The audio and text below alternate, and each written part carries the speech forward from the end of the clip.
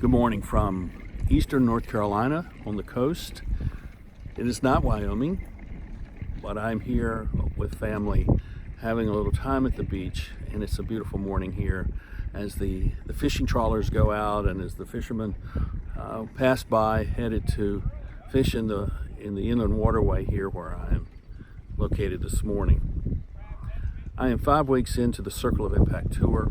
I want to share with you some of the experiences that I've had and what I've learned. I'm grateful for all of you who have come to an event, particularly those of you who have bought books. The books are still available through Barnes & Noble and from Amazon, and from me. If you want to send me a note saying I'd like a signed copy, I'll be glad to do that, and we'll communicate on the price and delivery of that. 2 things that I want to share with you. The first thing is that I am seeing an increasing number of people talk to me about chaos in their businesses. And when they started talking to me about the work they do and where they work, they don't think that they're telling me about chaos. They're just telling me what they're used to in their business. But the further they get into it, it's clear to me that the 3 dimensions of leadership, of relationships, ideas, and structure, are all in chaos.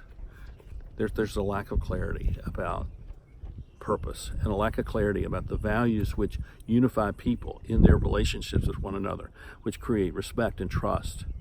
And it's clear that the systems, the structural systems in these businesses are not working well.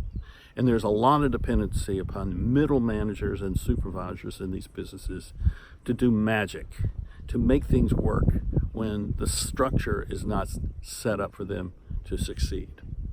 And once they see that there is chaos, then they must address it in a way that is helpful for them, and it puts them in a position where they can really make a difference that matters. One man came up to me and he said, "If you can solve my problem, I'll buy your book." And his problem was the chaos in his business. He kept being pulled off of projects, sent to another town, another project, never finishing anything.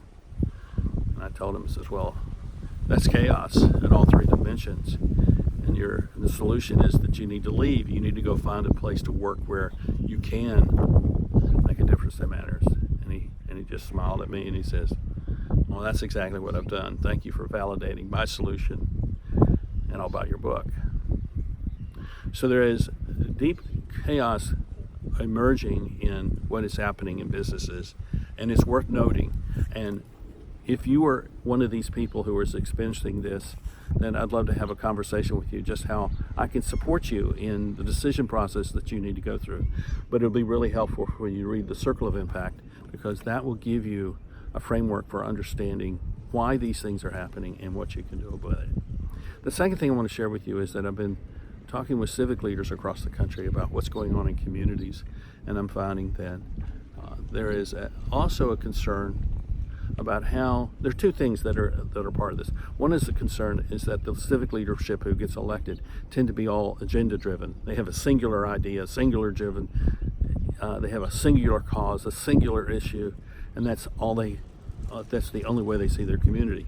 And communities are not like that. They're holistic. They have all kinds of things going on, and so communities need people who can see the whole picture.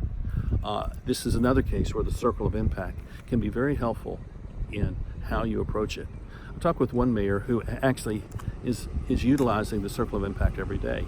He has this card sitting on his desk, and whenever he gets faced with a situation, he's asking the question, what is the impact I want to have in this relationship? What are the values that are being deployed in this situation? And what is the structure that we need to have to produce the impact we actually want in this situation?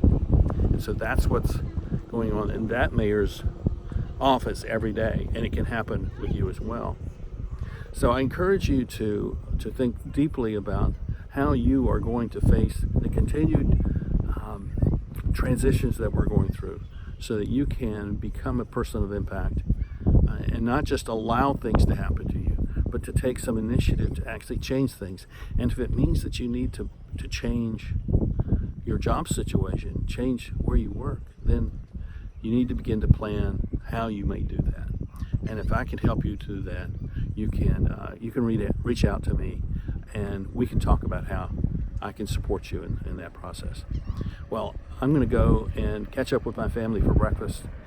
I'm going to see you down the road, and I thank you for your support, and may you find this day a day of impact for you. Bye-bye.